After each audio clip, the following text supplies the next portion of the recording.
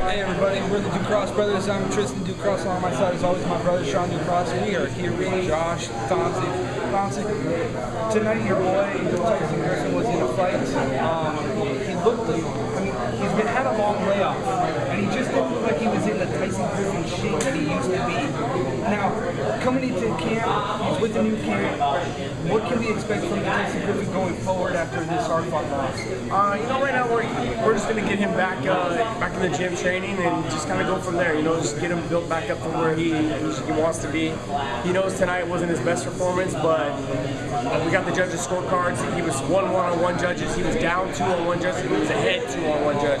So honestly, he needed to win the third round to win the fight.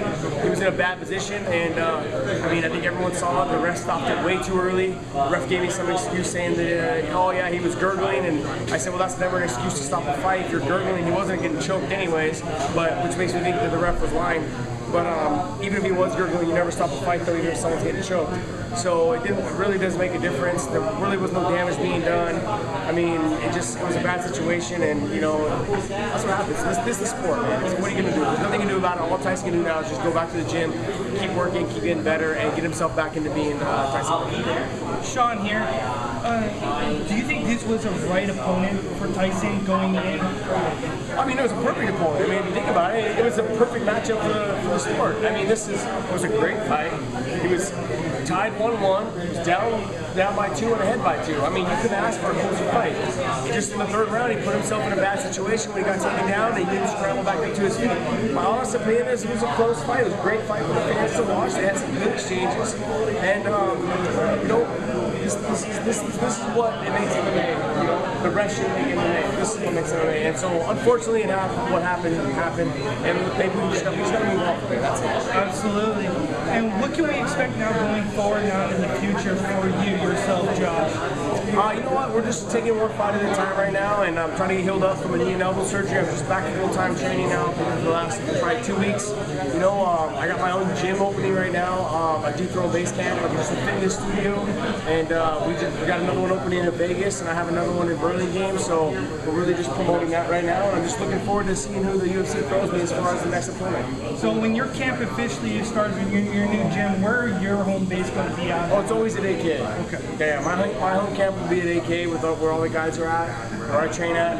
Like I said, the DuCross base camp is just a fitness gym. It's just strictly like plyometric and cardio and instrument classes and instructions for just for all ages, for all people that want to come in. And I think what a lot of people over the course of the time have always got to go back to you and Gilbert Melendez. And those wars that you've had, it goes back to the days of the boxing battles between Arturo Gardy and Mickey Ward type of fights. How is your body feeling after both fights? Has it taken years off? We'll see as I get closer when I die, but we'll find out.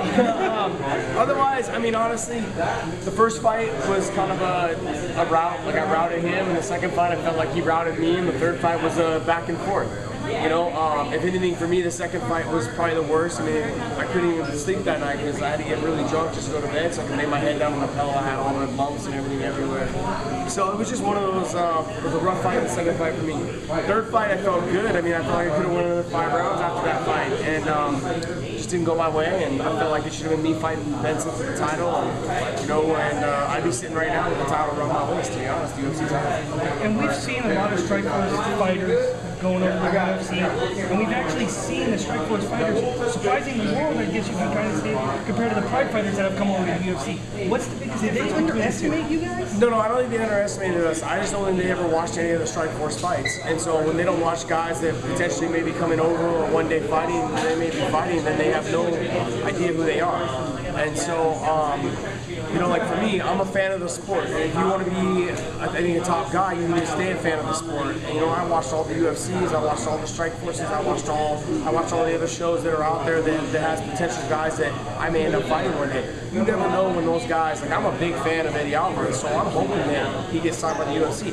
But I watch all of his fights. You want to know why? Because he's an exciting motherfucker. You know what I mean? So he's somebody that I watch because, man, one day I'm gonna end up fighting him, and those are the guys that you have to always keep one eye on. And so being a fan of the sport helps your longevity in the sport. I've been in the sport now for 15 years. So what does that tell you? That I must be doing something right. I feel like I'm still at the top of my game. I still fight, I'm trying to fight the top guys and all the best guys.